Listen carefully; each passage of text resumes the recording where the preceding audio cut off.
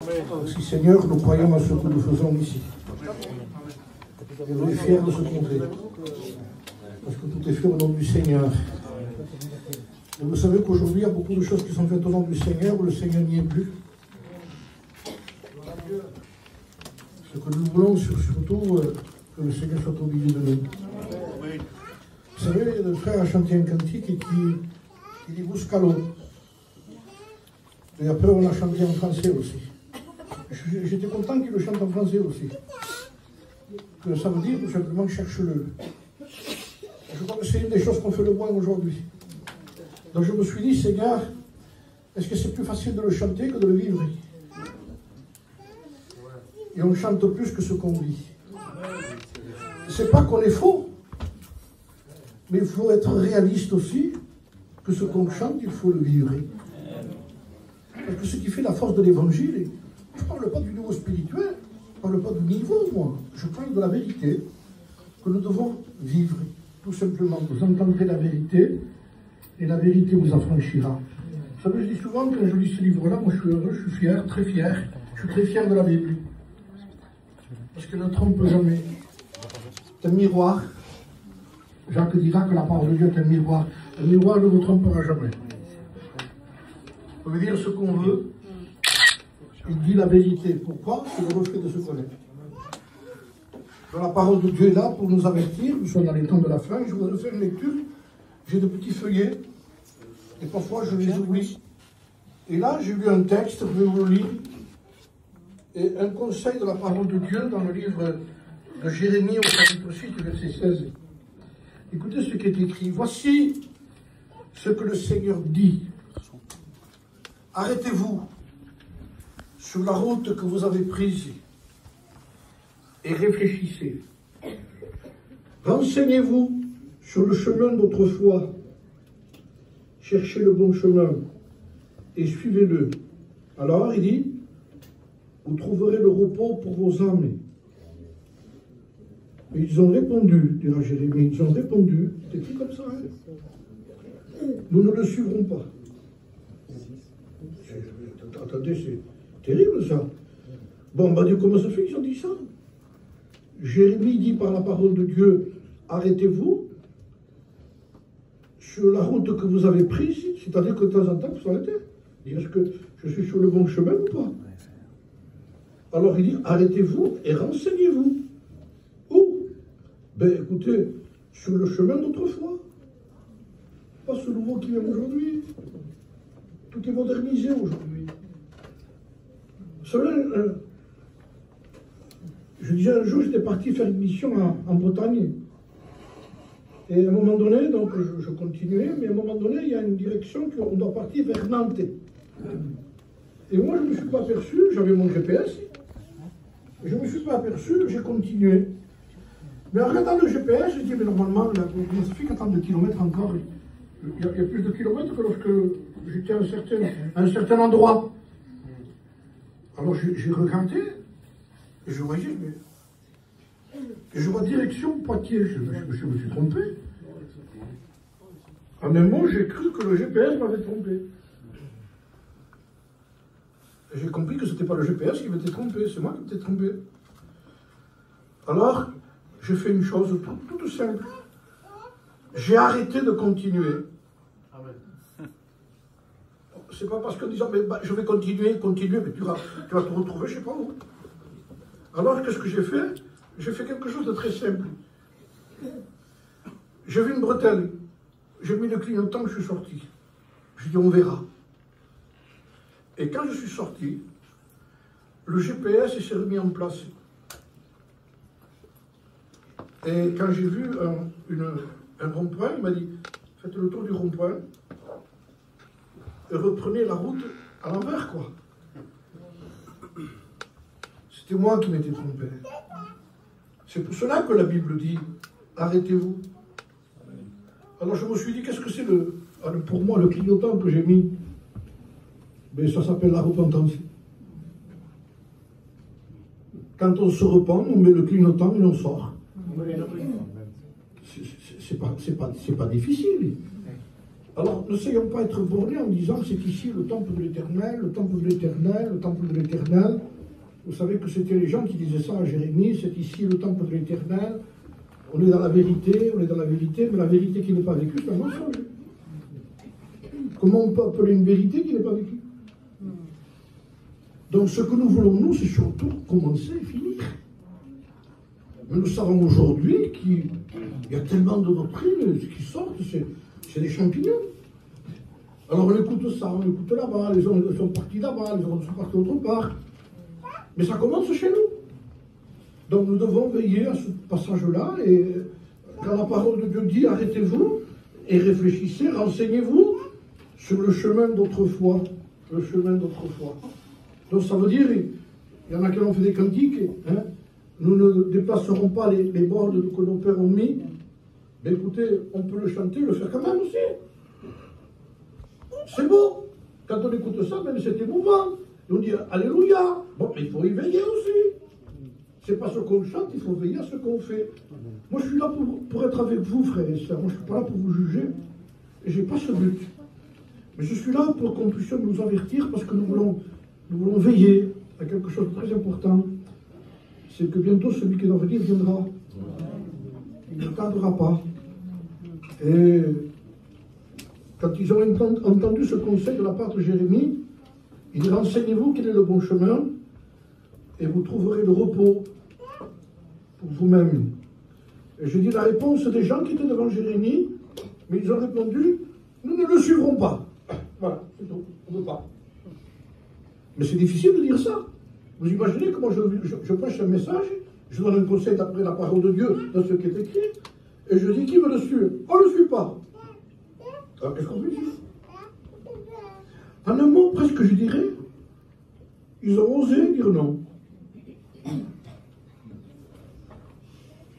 C'est dur de dire non. C'est dur. Écoutez quelque chose qui vient de Dieu, dire je ne le ferai pas. Alors, il y a des gens ils ont dit on ne le fera pas. Maintenant, si j'écoute et je ne le fais pas, est-ce que je ne suis pas la même personne que celle-là? Sauf que je ne l'ai pas dit. Donc, écoutez bien, c'est écrit comme ça, nous ne le suivrons pas. Alors, j'ai placé des sentinelles pour prévenir. Faites attention quand vous entendrez la corne de bélier. Donc, c'est le son de la trompette. C'est écrit comme ça, la corne de bélier. Mais ils ont répondu, on s'en moque. C'est écrit comme ça, hein? C'est pas moi qui invente ça. On s'en moque. Mais, écoutez, c'est compliqué ça. Dieu parle par Jérémie, on ne le fera pas, et en plus, écoutez le son de la trompette, il dit, la corne du bélier, elle vous avertit, on vit les temps de la fin. On s'en moque. Alors on se dit tout simplement, il n'y a plus rien à faire avec eux. Maintenant, ce qui est officiel dans ce que j'ai lu ici, peut être officieux sans le dire. On va arriver jusqu'à dire on s'en moque. Mais quand Dieu nous donne une direction, on fait le contraire, dites-moi ce qu'on est en train de faire. Si on persiste dans la voie que nous suivons, en sachant, frères et sœurs, je vais vous dire quelque chose de très simple, que je crois de tout mon cœur aujourd'hui de plus en plus. Aujourd'hui, il y a un christianisme sans prière. Alors très peu, non, très peu, sans Bible. Oui, on écoute la Bible, on la respecte, on dit que c'est la parole de Dieu, mais on est obligé de la lire, frères et sœurs, parce que la foi vient de ce qu'on entend, et ce qu'on entend est de la parole de Dieu. Donc, ce sont des choses pratiques dont nous avons besoin de faire. Pourquoi? Parce que s'il n'y a pas ça, l'erreur est en train de rentrer partout. Et même si on dit nous, on est de la vérité, nous n'aurons pas la force ni de la voir, l'erreur, ni de se confronter à l'erreur. Alors, merci Seigneur pour la parole de Dieu. Merci pour ce soir. Nous sommes déjà en train de nous avertir. Paul disait à un moment donné, retournons visiter les frères. Je vous lis quelques textes comme ça. Retournons visiter les frères dans toutes les villes où nous avons annoncé la parole du Seigneur, c'est-à-dire pour voir dans quel état ils sont. Il retournait dans les églises qu'il avait passées, Paul, il dit retournons voir, pour voir dans quel état ils sont. C'est-à-dire que Paul allait, le Nouveau Testament n'existait pas encore. Mais lui, c'était il a écrit 13 épîtres quand même, Paul. Donc c'était l'enseignant pour les églises de plus tard. Et il disait, je vais y aller avec des frères à ceux que j'ai évangélisés pour voir quel est l'état spirituel des chrétiens. Normal ça. Parce que le Seigneur, quand il nous parle, il nous fait des ordonnances. Ça s'appelle les ordonnances de Dieu, ça. Nous, on appelle ça les ordonnances de Dieu. Et j'ai lu quelque chose de la part de certains docteurs. Un frère, quelqu'un qui avait dit, un docteur, quand vous allez le voir, si vous faites une ordonnance, et si on part et on revient 15 jours après ou 10 jours après, il dit, docteur, j'ai toujours mal, j'ai toujours le même état. Le docteur me dit, monsieur, vous avez pris les médicaments? Et on me dit non. Et donc, même le docteur arrive un peu. Alors, soyez sérieux. Allez, bon, il faut les prendre, hein. D'abord, il sera gentil un peu. Allez, il va vous encourager. Il faut les prendre. On repart, on revient 10 jours après. Alors, ça va pas. Vous les avez pris? Non. Le ton du docteur changeait. Vous savez ce qu'elle va vous dire à un moment donné? Ne venez plus me voir. C'est un docteur. Hein? Pourquoi? On va dire, mais vous vous moquez de vous, quoi. Comment voulez-vous changer, guérir? Je vous donne une ordonnance. Vous venez me consulter. Je vous donne ce qu'il faut prendre, vous ne le prenez pas, et vous voulez un résultat. Alors, c'est tout à fait normal et légal que quand le Seigneur nous donne une ordonnance spirituelle, c'est les ordonnances de Dieu. C'est une lettre. Et il dit, voilà, tu lis, tu écoutes, et tu mets en pratique ce que tu lis. Prends-le. Maintenant, si je prends l'ordonnance, bon, vous le comprenez bien, le docteur m'a donné une ordonnance, et je la mets là où j'ai mal. Pas chaud. Qu'est-ce que vous faites là? Ben, je le crois, là. Non, non, il faut aller au pharmacien. C'est simple. Vous prenez les médicaments, et quand vous arrivez chez vous, vous prenez ce que l'ordonnance a dit. Vous allez le transformer en acte. J'ai compris pourquoi les actes des apôtres s'appellent des actes. Parce qu'après les évangiles qui nous révèlent le Christ, qui nous révèlent le Seigneur, qui nous révèlent le Sauveur, d'abord on commence par les évangiles pour connaître qui nous a sauvés, de quel amour le Christ nous a aimés. C'est ça. Et après les 4 évangiles, tout d'un coup nous rentrons dans les actes. C'est beau quand même. C'est beau, hein? Ça veut dire tout simplement, c'est pas écrit, après les 4 évangiles, on rentre dans les émotions. Dans les sentiments. Non, non, non, non, il dit, c'est même pas écrit parole des apôtres, alors qu'ils auraient pu dire des paroles. Il y avait Pierre, Jacques et Jean, vous savez que ça pouvait marcher là. Mais ils n'ont jamais dit ça, eux. Ça s'est traduit en actes. Et si les actes sont puissants, les actes des apôtres, parce que ça s'appelle actes. Amen. Et on dit, on veut le même résultat. Il n'y a pas de problème, il dit, vous l'aurez. Alors enseignez-vous. Regardez comment ils ont vécu, ce qu'ils ont fait. Qu'est-ce qu'ils ont fait? Ils n'étaient pas plus que nous. Déjà, la Bible dit qu'Élie était de la même nature que nous. C'était pas un Superman, Élie non plus. C'était quelqu'un qui avait ses faiblesses. Moi, quand je lis le besoin d'Élie quand il est découragé, je vous promets que son découragement m'encourage. Parce que sinon, je serais tout seul, je dis, Seigneur, qu'est-ce que j'ai un problème, moi? Il dit, non, c'est arrivé à David, c'est arrivé aussi, c'est encourageant, un découragement. C'est bizarre ce que je vous dis, hein? Mais quand on lit la parole de Dieu, c'est encourageant de dire, tu vois, ils sont de la même nature que toi. Mais voilà, la différence, c'est que Élie qui était à côté, quand il s'est couché pour dormir, vous avez remarqué que quand on veut obéir, on veut se coucher. C'est la dépression après ça. Donc, il dit, non, il dit, le chemin est long pour toi encore. Il avait une cruche d'eau et un gâteau à côté. Il dit, mange et bois. Et avec la force que tu auras, tu iras jusqu'à la montagne de Dieu. C'est un miracle. Ce qu'il a mangé est un miracle. Il a marché pendant 40 jours et 40 nuits. Seigneur, je veux marcher avec toi. Il a parfois des fatigues. Et le Seigneur dit, tu sais, pour la fatigue s'arrêter. Il ne s'agit pas de te faire imposer les mains, de toute façon, on ne le fera pas. L'imposition des mains est une doctrine. Hein? On n'impose pas les mains à n'importe qui, n'importe comment. Et écoute, tu prends la parole de Dieu, tu la lis, tu la mets en pratique, tu pries le Seigneur, tu cherches le Seigneur. Mais c'est difficile. Mais bien sûr que c'est le plus difficile. Vous avez remarqué, Ce qu'on fait le moins, c'est parce que c'est le plus difficile. C'est facile d'aller dans une réunion, faire des réunions de cantiques, de prédication, des séminaires. Mais prenez vos décisions et allez chercher Dieu tout seul. Je sais de quoi je vous parle. C'est dur. C'est vrai ou pas? Vous dites pas amen, mais je dis amen pour vous, moi. Je sais que c'est vrai. Je sais que c'est vrai ce que je vous dis. Parce qu'il est plus facile de passer une heure ici. Vous voyez, les heures là, ça passe vite. Déjà, il est 9 heures. Il y a une heure qu'on est déjà ici. C'est pas un problème. Mais vous avez essayé d'être seul avec Dieu?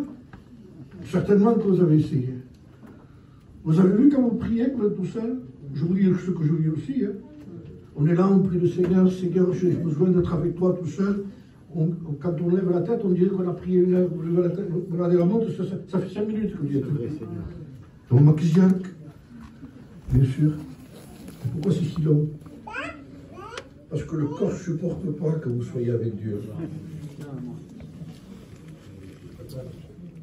C'est ça.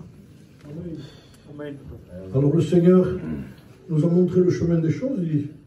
Et Paul disait, allons visiter les frères pour voir, non pas pour entendre, mais pour voir dans quel état ils sont. Quel est l'état de notre vie spirituelle. Quelle est la santé de notre vie spirituelle. Vous savez, j'étais parti faire une mission dans un endroit et j'arrive, la première fois que j'entends ça, la première fois que j'entends ça, j'arrive avec mon auto, on m'a amené à la réunion, comme ils ont fait les frères. Je descends de l'auto et quelqu'un arrive qui plaçait les voitures. Et quand je descends, il me dit, ça va avec Dieu? C'est la première fois qu'on dit ça. Ça va avec Dieu? En un mot, ça va ta santé spirituelle, en un mot? Ça va ta santé? J'étais surpris et je me suis repris. J'ai dit merci frère. C'est la première fois que quelqu'un s'inquiète pour moi. On croit toujours que parce qu'on est derrière l'estrade, on est des supermans. C'est pas vrai. Je me boucave tout seul. C'est pas vrai. C'est pas vrai. On est des combattants. On est de ceux qui persévèrent. Fatigués, mais poursuivant toujours, disait Gédéon. Fatigués comme tous les autres, mais jamais l'intention d'abandonner. Jamais. Il y a un texte qui dit, ouais, donne la pensée d'abandonner l'Éternel. Fatigué, d'accord, mais t'abandonner, ça va pas que j'abandonne l'Éternel. Alors il faut continuer. Amen. Même si on le court. Même si on a une pointe au côté. Il faut continuer. Le jour où j'avais fait une réunion dans un endroit, je disais, vous savez, la vie chrétienne, je suis sorti carrément du message, ça fait rien, on continue comme ça, mais la vie chrétienne, c'est une course. D'abord, Paul dira, nous courons tous, courons de manière à remporter le prix. Vous savez, courir. Mais ce n'est pas toujours... Dans une course, aujourd'hui, vous avez des podiums, il y a le 3, 2 et 1. Donc, il y en a qui arrivent le troisième, le deuxième et le premier. Mais dans la course du Seigneur, il n'y a pas ni 2 ni 3, il y a premier. Oui, mais j'étais derrière. Mais si tu es à la course, tu seras toujours un premier. Tu seras toujours un premier. Même s'il y a des gens qui courent plus vite que toi. Mais toi, tu seras un premier parce que tu n'as pas abandonné la course. Amen. Et il dit, courez de la manière à remporter le prix. Amen. Et quand j'ai pensé à ça, je disais, Seigneur, un peu, dans ce texte que je viens de lire, renseignez-vous dans les sentiers anciens.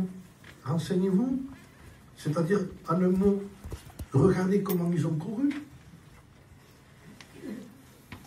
C'est une course de relais.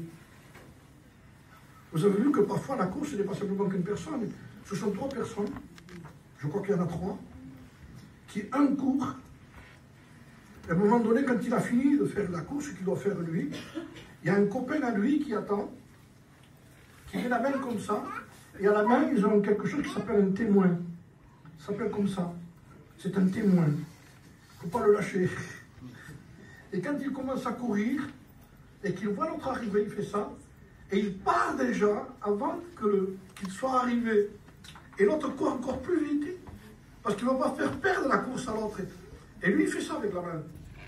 Et quand il sent que le témoin lui touche la main, il le saisit, il court beaucoup plus vite. Vous savez qui c'est qui nous a tendu le témoin jusqu'à maintenant chez nous?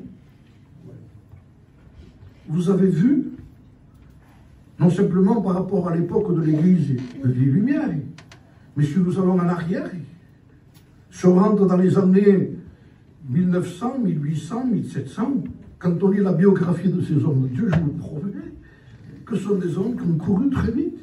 Ils ont couru de tout leur cœur. Ils ont tendu le témoin en 1900, en 1950.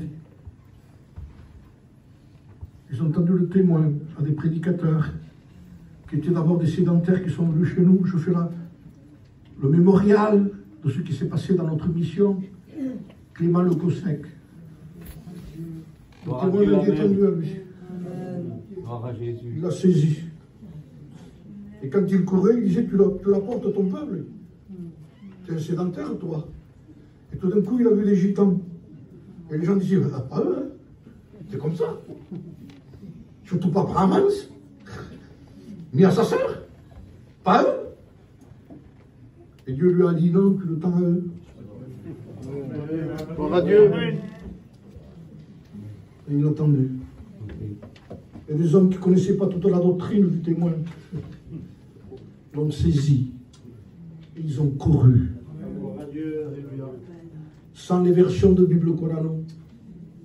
Je vous fais que vous parlez ici, frère, pour vous rappeler une chose. Que ceux qui ont couru avant nous ont souffert. Ils ont tout laissé.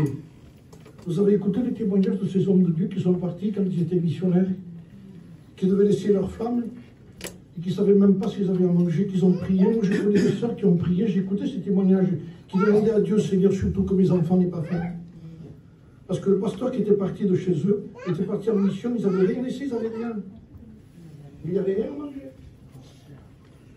Dans quelles conditions on court aujourd'hui?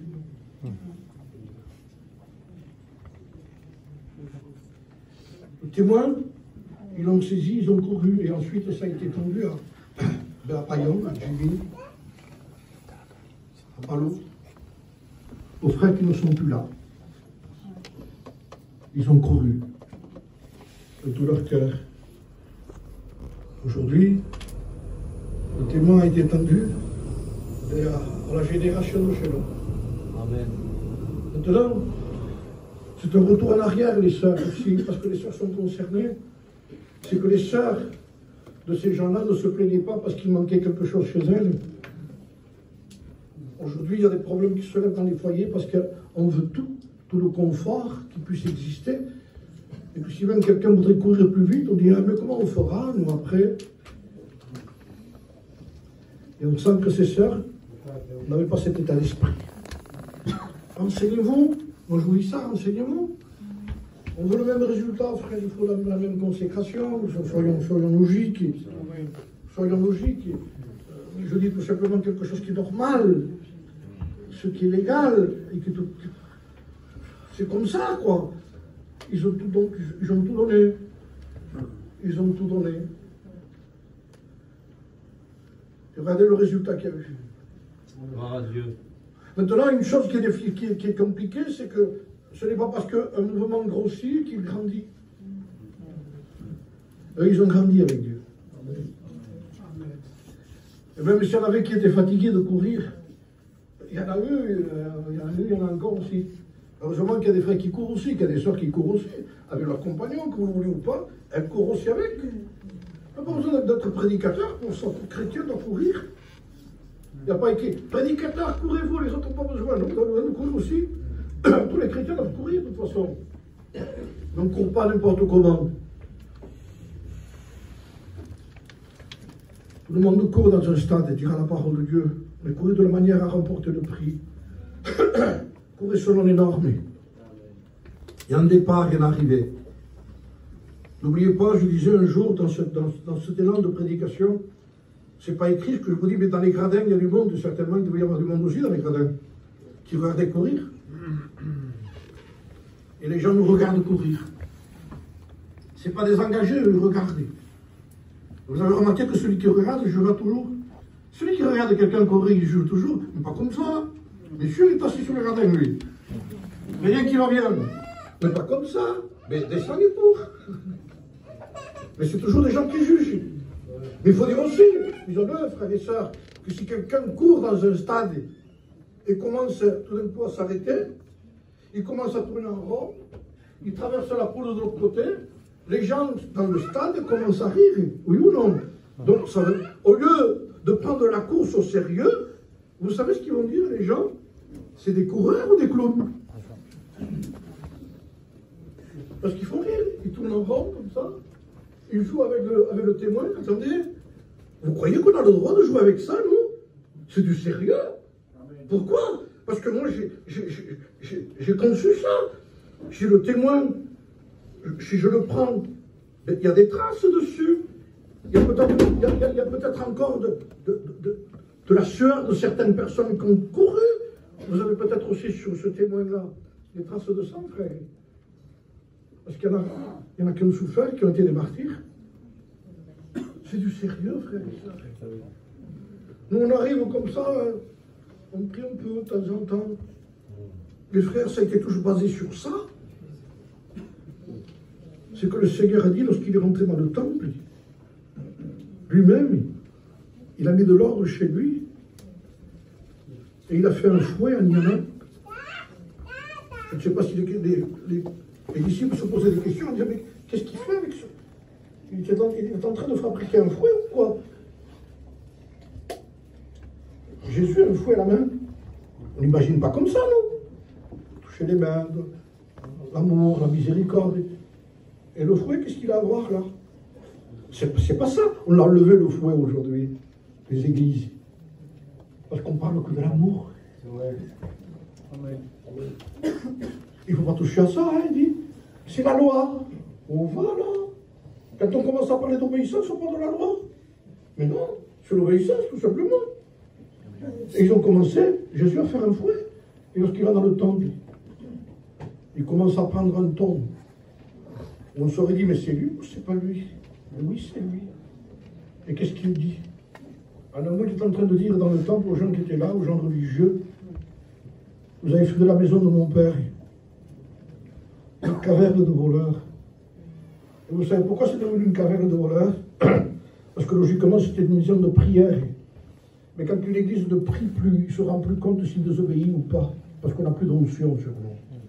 Le seul moyen qu'il y ait de l'onction sur notre propre vie, c'est que nous ayons une communion avec lui. Les frères, nous sommes appelés à avoir communion avec lui. Les sœurs, vous êtes appelés à avoir communion avec lui.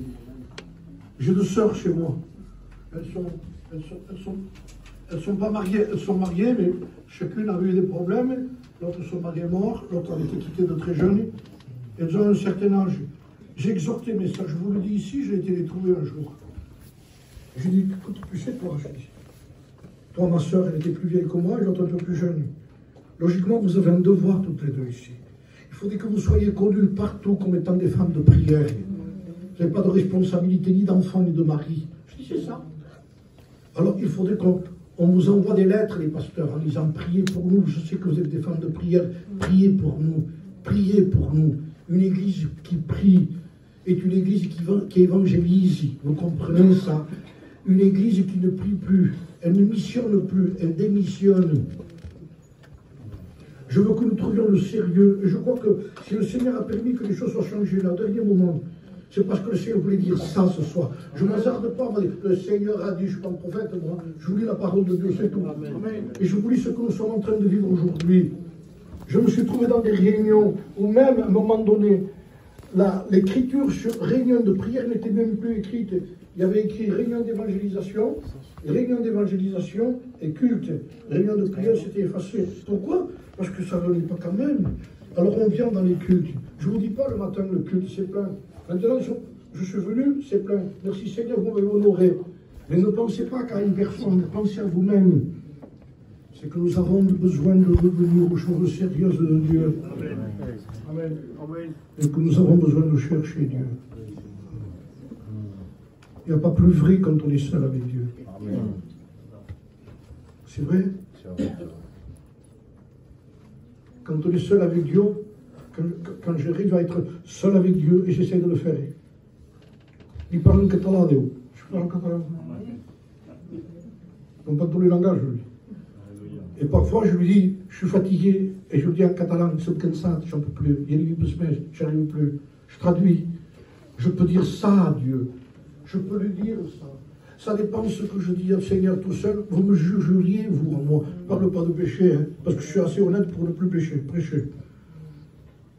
Mais je parle de besoins, de fatigue, de problèmes de foyer, de problèmes d'enfants, de tristesse, d'angoisse à l'estomac. Il a tout ça, lui. J'ai tout ça. Et je suis obligé d'aller l'apporter au Seigneur. Dans certains endroits, on ne me comprendrait pas dans la prière. On dit, t'as vu tous les problèmes qu'il a, Xavier? Non, non. Je les annonce, j'en parle à Jésus. Je suis tout seul avec lui. Et j'ai besoin d'être... Et je sais que c'est difficile. Je sais que ma chair ne le veut pas. Elle ne supporte pas ça. Elle veut sortir, elle va les promener. Si nous n'avons pas cette réalité, j'ose le dire ici, tant pis comment c'est pris. Écoutez bien, si nous n'avons pas une vie d'intimité avec Dieu, notre endroit où on doit aller, un endroit qui est personnel. Je sais qu'on a paniqué, je le disais il n'y a pas longtemps, on a paniqué pendant 2 ans à cause du Covid. Pardon pour ceux qui ont aidé des membres de la famille, j'en ai perdu aussi. Mais ça a été terrible le Covid, vous le savez. Ça fermait toutes les églises, tous les locales, tous les chapiteaux. Le grand chapiteau plié pendant je ne sais pas combien de temps. Personne ne pouvait partir sur le voyage. Les voyageurs, je le savais, ils enviaient de partir avec leur caravane, trouver un champ tout vert, un stade surtout, et rentrer là avec tous les chrétiens, chanter des cantiques. J'ai vu ça, et c'est plaisant aussi. Alors, quand le chapiteau sera mis, quand les églises seront ouvertes, comment on fait Et une parole est venue dans mon cœur, comme si le Seigneur me disait, tout a été fermé, mais moi je n'ai jamais fermé. Je n'ai jamais fermé, moi. Vous avez eu le local qui a été fermé, vous avez paniqué parce que vous avez que l'habitude que du local. Mais si vous auriez compris que moi j'avais offert à la chambre à côté, quand tu pries entre dans ta chambre, c'était ouvert. C'était ouvert à côté. Oui, mais on ne peut pas aller en Israël. Pour aller en Israël, va à côté, prends ta Bible d'Israël. C'est écrit, toute l'histoire d'Israël est écrite dans la Bible. Mais nous, on voulait prendre l'avion, partir là-bas. J'ai été, merci Seigneur. Ça va être compliqué maintenant, mais merci pour tout ce qu'on a pu faire. Mais on s'est tellement habitué à paniquer dans tout ce qu'il y avait. Il dit, mais non, je n'ai pas fermé. Entre dans ta chambre. Ferme la porte. On dirait que ce texte n'existe plus. On dirait que ça c'est secondaire, alors que c'est le Christ qui nous l'a demandé. Il est rentré dans le temple, il a commencé à balayer tout ce qu'il y avait à l'intérieur, parce que tout le commerce était rentré. Et même dans tout ce qui n'était pas vrai, le commerce était rentré à l'intérieur. J'ai appris, je l'ai appris. C'était normal qu'on vende et qu'il y ait des échangeurs de monnaie, parce qu'il y avait des étrangers qui venaient de toutes les nations à côté des Juifs. Ils n'avaient pas la même monnaie. Il fallait qu'ils échangent de monnaie pour pouvoir acheter les brebis pour offrir, parce que c'est des adorateurs aussi, ils offraient aussi. Donc c'était normal, c'était bien tout ça. Mais au début, j'ai entendu dire que c'était pas, ils n'avaient pas le droit de rentrer même dans Jérusalem. Il fallait que ce soit aux portes en dehors de Jérusalem, parce que c'était un commerce, que vous ne vouliez pas. Mais il y avait tellement de sainteté, c'était gardé tout ça. Mais petit à petit, on a permis. Bon, pour l'équilibre, hein, vous voyez, c'est comme ça, non? Écoutez, laissez-les rentrer dedans. Voilà, ils ne vont pas plus loin, hein, ça va les aider aussi à garder le troupeau dans les murets de Jérusalem. Ça commence comme ça. Et après, petit à petit, où se sont trouvés les vendeurs dans le temple? Qu'est-ce qu'ils font là? Ils me diront, mais avant, c'était pas comme ça. Et comment ça se fait alors qu'ils sont là? Bien petit à petit, il dit un peu de sommeil, un peu croiser les biens, hein, un peu d'assoupissement, surtout pour les choses de Dieu. Et la pauvreté de se prendre comme un redonneur à l'arme. La pauvreté spirituelle, où quand il y a un problème, on panique, on ne sait plus comment faire, comment arriver. Priez pour moi, prie toi-même pour toi. Vous savez, on peut demander de prier pour nous, que sinon on prie pour les autres aussi, on prie pour nous-mêmes. Hein? Priez pour mes enfants. Tu pries pour tes enfants, toi? Oui, je veux qu'ils les sauvent. Il n'y a pas que ça, il y a de l'intercession dedans. Le Seigneur veut nous ramener à quelque chose de concret, de réel. Les frères, disons-le tout simplement. Je ne peux pas me faire le porte-parole de vous, mais je sais tellement que c'est vrai en parcourant les églises, que ce qui est en train de partir le plus, c'est la réunion de prière. Il y a des inconvertis, mais vous le saurez, priez aussi, si vous voulez rencontrer le Seigneur. Il y avait un homme qui s'appelait Corneille. Il n'était pas chrétien, mais il priait. Il n'était pas converti, il priait. Il fait des aumônes et tout. Le Seigneur a permis de se révéler à lui parce que c'était un homme droit qui cherchait Dieu. Et quand on cherche Dieu, même s'il n'est pas chrétien encore, on le rencontre parce que Dieu se révèle aussi. Cherchons Dieu de plus en plus, frères et sœurs. Revenons aux choses sérieuses de la parole de Dieu. Revenons à la parole de Dieu. On ne peut pas avoir la foi. Augmente-moi la foi. Mais si l'apôtre Saint Paul aurait été en ce temps-là de chez nous, il vous avait une bibliothèque là-bas, il aurait dit. Achetez-vous une Bible. Il aurait donné un évangile à chacun. Il lit. Heureux, la Bible dit, celui qui lit. Je ne sais pas si on aime bien le pratique, aujourd'hui on aime bien les émotions. Mais je vous dis une chose, je suis assez psychologue aussi pour créer des émotions. Et chaque prédicateur de chez nous est capable de créer des émotions. On n'a qu'à avoir notre style, notre façon de parler. Pas se parler très lent, calme, qui fait dormir les gens. On veut réveiller avec des cris. Et si on a une voix assez forte, on dit là l'esprit, non, il a une voix forte, c'est tout. Alors il monte le micro, donc ça dépend des décibels qu'il y a par rapport à l'onction. Non, ça ne marche pas comme ça. Nous parlons à des frères et des sœurs qui sont conscients. Nous sommes en train de nous renseigner. Renseignez-vous sur les anciens sentiers. De quelle façon ils ont couru. J'ai vu une scène un jour là. Peut-être vous l'avez vu déjà, peut-être ça. De quelqu'un qui a couru. Il défendait chacun sa nation. Vous avez vu, c'est les Jeux Olympiques. Il défendait sa nation. Mais à un moment donné, il a un problème, je crois, au côté. Donc c'était comme ça, ou je ne sais pas ce qui s'est passé. Ou il s'est fait mal, une déchirure du tendon. Mais il voulait finir. Il voulait finir. C'était son drapeau. Tous les gens étaient devant. Tous les gens avaient leur drapeau comme ça levé. Et lui qui représentait son drapeau était en train de faire comme ça. De faire comme ça. Et il a continué. Et à un moment donné, je vois que son père est descendu. Il l'a pris, il l'a aidé. Et les gens, au lieu de le critiquer, ça a été un de ceux qui a le plus eu de succès dans tout le stade. Tout le monde se levait. On commençait à frapper des mains. On frappait des mains. Et lui était avec son père qui le tenait. Jusqu'à ce qu'il arrive. Ils l'ont acclamé comme si c'était le premier. Amen. Même si nous avons une déchirure. Vous voyez que le Père va nous laisser tout seul ici. Monsieur qui nous aidera. Amen. Mais n'abandonne pas la foi. Tu ne cours pas comme avant. Ça peut arriver. Mais soyons sérieux dans la course. Soyons sérieux avec Dieu. Seigneur, j'y arrive plus. Je me pointe de côté. Il semblerait que mon élan n'y est plus. Peut-être que je parle pour certaines personnes, je parle pour moi aussi. Mais Seigneur, tu sais que je n'ai pas l'intention de t'abandonner. Je veux continuer. Amen. Je veux continuer. Et un cantique, je veux continuer. Il a été inspiré ce cantique, et surtout pour le prédicateur. Il parle, si tu as l'intention d'abandonner, dis non, il faut continuer.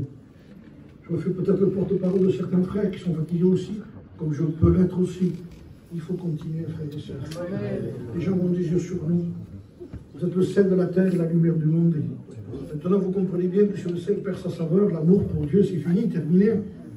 Ça s'appellera toujours le même nom. Ça sera toujours la même couleur. C'est blanc et ça s'appelle du sel. Mais quand vous faites ça, il dit ça s'appelle bleu. Le nom, vous l'avez gardé. La couleur, pareil aussi. C'est blanc, ça s'appelle du sel. Il n'y a plus de saveur. Retrouvons au nom du Seigneur. Prenez un élan de foi ce soir. Amen. Amen.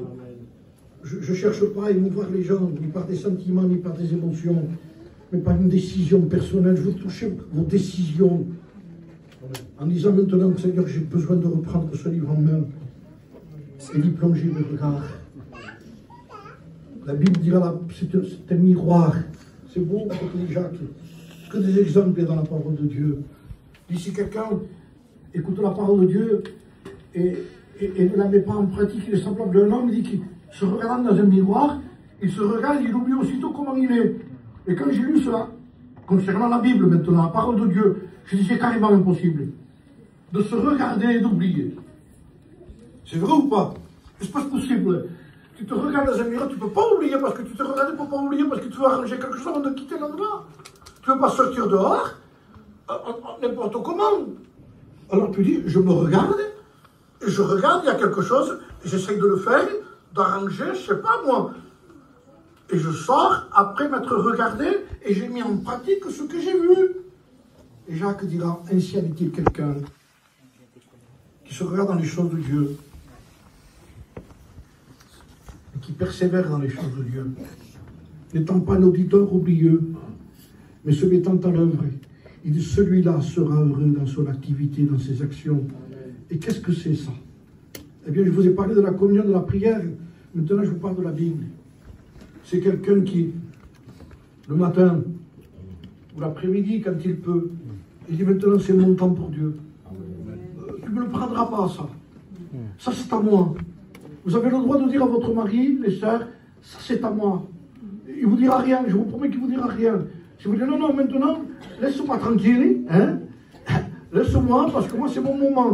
Je vous promets qu'il ne dira rien. Si vous dites quelque chose, j'appelle le conseil de direction. Voilà. Donc, c'est mon moment. Le moment où vous allez plonger vos regards. Pas effleurer. Pas le petit feuillet. Effleurer, c'est le petit feuillet. Il m'apparaît, c'est pas assez ça. Il faut plonger, il dit. Plonger, ça veut dire aller plonger à l'intérieur. Allez chercher dessous les perles. Parce que ceux qui plongent, les plongeurs, ils vont dessous l'eau. Ils vont là où il y a les huîtres. Ils vont sans scaphandre, rien du tout, avec un couteau. Ils coupent l'huître jusqu'à éclater les poumons. Et quand ils sortent, ils ont une huître à la main. Mais quand ils montent dans la barque, quand ils ouvrent, il y a une perle dedans. Les perles sont au fond. Hein. Elles ne nagent pas comme ça, les huîtres. Il faut aller les chercher dessous. Il dit, quand tu persévères dans ces choses-là et que tu pries, Seigneur, montre-moi ta volonté, je veux connaître.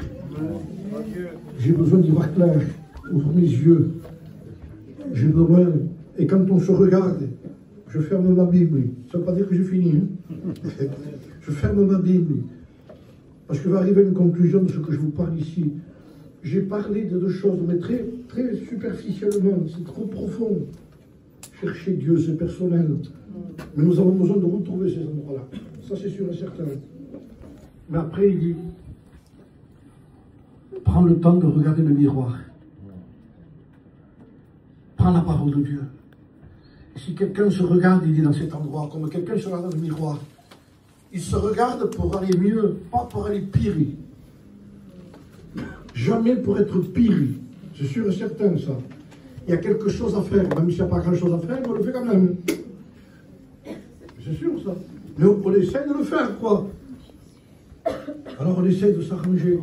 On essaie d'aller mieux. Et quand il ouvre la Bible, il se regarde dans l'âme. Et si quelqu'un voit à l'intérieur, je disais, je donne cet exemple, je finis. Imaginez que quelqu'un, avant de se regarder au miroir, il a touché quelque chose, du cambouis, je ne sais pas. Il s'est mis la main comme ça. Il n'a pas vu qu'il a mis une tache noire de cambouis sur le visage, là. Il ne le sait pas, lui. Il se regarde dans le miroir. Et là, la réaction de celui qui voit ça, il fait. Il est étonné de ce qu'il voit, ce jour. Parce que ce n'est pas naturel sur lui, ça. C'est quelque chose qui ne lui appartient pas. Alors qu'est-ce qu'il fait? Il fait ça. Il s'approche du miroir. Il va voir la Bible, la parole de Dieu. Il ne sait pas dire ça. Déjà pour le visage, je vous donne ça pour comprendre le spirituel. Et vous savez ce qu'il fait de suite, il fait ça. Il n'en veut pas. Il n'en veut pas. Il y a une réaction qui... J'en veux pas de ça. Et quand quelqu'un regarde dans son cœur pareil, et qu'il voit le reflet de son âme, et qu'il voit à l'intérieur une colère à l'intérieur, qui a attaché son âme, il dit, j'en veux pas. Mais tu avais raison, j'en veux pas. Mais tu as raison de ne pas parler à une telle, tu as fait ça. J'en veux pas, je veux lui parler, je veux le pardonner, moi. tâche ça. Quand on ne veut pas l'avoir, on ne cherche pas ce mot. Si je lis, moi, l'Éternel est mon berger, je ne manquerai de rien. Gloire à Dieu. Maintenant, si je lis, pardonnez vos offenses, comme nous pardonnons ceux qui nous ont offensés. J'étais dans la profondeur de mon problème, là. Parce que moi, j'avais quelque chose. Mais j'aime mieux le 123. Mais là, il te regarde et tu as une tâche. Et celui qui a une tâche, physiquement, il fait ça. Et s'il n'enlève pas avec la main, il va chercher des produits dessus. Morceau de coton, quelque chose, il fait ça, il fait ça. Il ne quittera pas le miroir, il ne sortira pas dehors tant que ce n'est pas OK. Il ne sort pas comme ça. Je ne sors pas comme ça. C'est tout. Alors il persévère dans ce qu'il a vu. Et quand c'est enlevé, il fait ça, ça y est. Vous savez ce qu'il va faire s'il y a un copain qui vient? Il va lui dire, je lui dis en catalan, il y a plein qui. Il l'a fait, et même il demande si lui il voit quelque chose ou pas. Il va être sûr. Parce qu'il ne veut pas ça. Alors quand quelqu'un s'est vu dans ce livre-là, dans la loi parfaite de Dieu, n'étant pas un auditeur oublieux, mais se mettant à l'œuvre, en voulant sortir ça, c'est pas à moi ça, c'est pas à Dieu ça, ça appartient pas à la nouvelle naissance ça, à l'homme nouveau, à l'ancien, oui, bien sûr c'était plein de tâches, mais maintenant c'est tellement pur, clair, que maintenant une petite attaque, une petite contradiction. Je vais vous poucaver de quelque chose, tant pis. Je devais faire une réunion à Montpellier. Et j'étais parti pour faire la réunion. J'étais tout seul. Je pars de Béziers. Je prends un champ giratoire où je devais prendre la 75. Et une voiture de côté allait me rentrer dedans. C'était une dame. Elle allait me rentrer dedans. Je klaxonne. Excusez-moi le mot, mais elle me fait un mauvais signe en plus. Là, il m'est sorti quelque chose, tu te trompes, il allait me tamponner, en plus je me fais un mauvais signe. Et je continue, moi, c'est pas la vie. Mais tout d'un coup, j'entends une voix dans mon cœur, je l'ai écouté la voix, moi. J'ai voulu l'écouter. Je me le suis interprété à haute voix moi-même. Vous savez ce que je me suis dit? T'es nerveux, Xavier, hein? Comment vous savez? J'ai voulu traduire ce que j'étais, mais à haute voix. T'es nerveux, hein? Et j'ai continué. Tu l'aurais fait s'il y avait du monde à côté de toi, ça? Je dis non. Tu vois que c'est pas bien?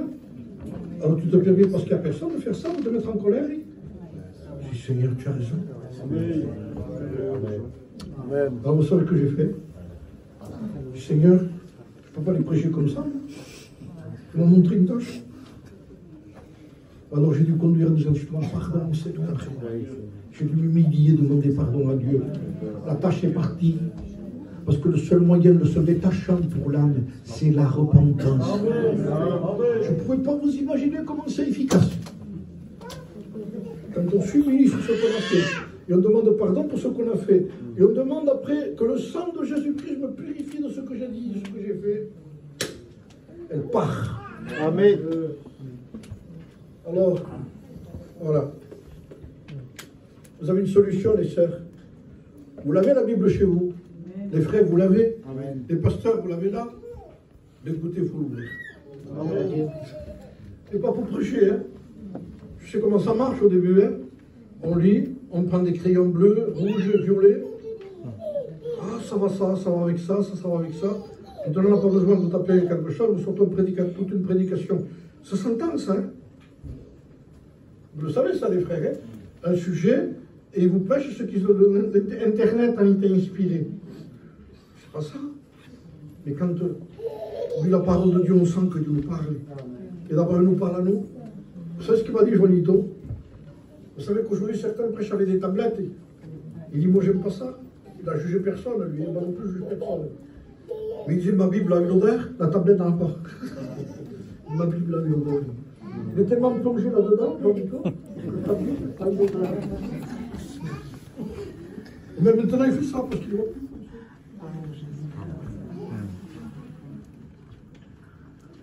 On ne vénère pas ces hommes, on les honore.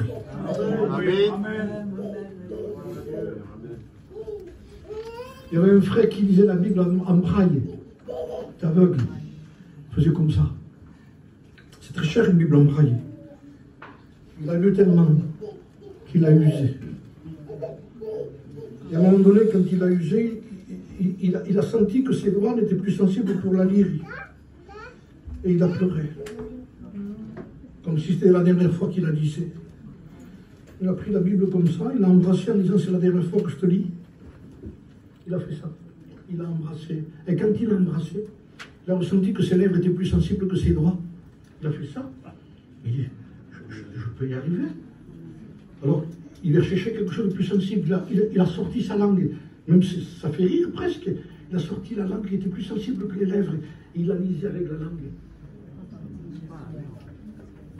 Si vous voyez quelqu'un comme ça, et qu'on a dans la version de tout ce que vous voulez, on n'est pas capable de passer une heure avec la parole de Dieu. Et quand on pose que des frères comme ça, qui est capable de lire la Bible avec la langue, écoutez, ce serait la plus grande prédication. Si je serais là, je vous promets que je lui donne la place.